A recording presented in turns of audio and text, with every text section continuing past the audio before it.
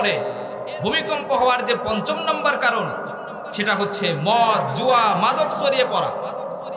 আজকে আমাদের সমাজের দিকে তাকান, আজকে আমাদের দেশের দিকে তাকান, আজকে আমাদের গ্রামগুলোর দিকে তাকান। মাদক দিয়ে সয়লাভ, জুয়া দিয়ে সয়লাভ, এরপরে মাদক দিয়ে সয়লাভ, মদ দিয়ে সয়লাভ, জুয়া দিয়ে সয়লাভ। জোরে বলেন ঠিক কিনা?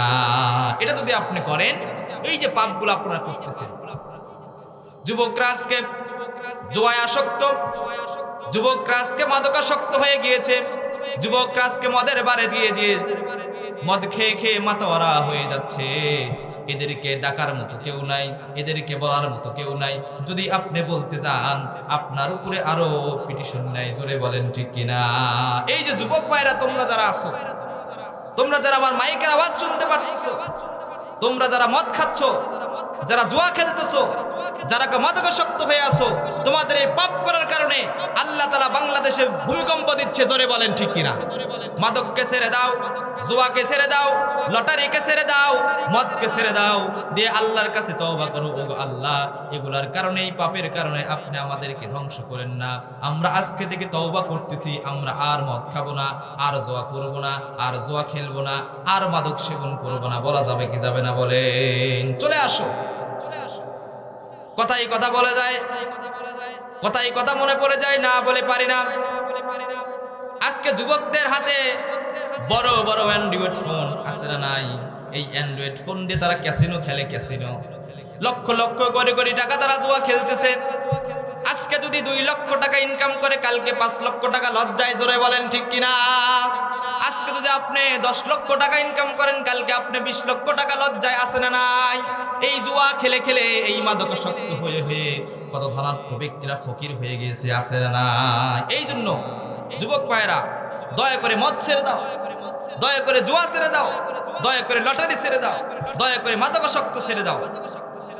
এই যে মাদকাসক্ত আহারে আজকে ক্লাস 5 এর ছাত্ররা গাঁজা খায়, মদ খায়, সিগারেট খায়। আছে না নাই?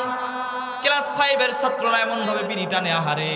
ওই ব্যক্তিগুলোকে পিতামাতা পাঠিয়েছে, স্কুলে পাঠিয়েছে শিক্ষা গ্রহণ করার জন্য, কিন্তু তারা ক্লাসকে ফাঁকি দিয়ে বন্ধু বান্ধব এক জায়গায় হয়ে ক্লাস 5 এর ছাত্ররা এখন বিড়ি টানে। আছে না নাই? আছে না নাই? সমাজের বর্তমান প্রেক্ষাপট খুবই খারাপ।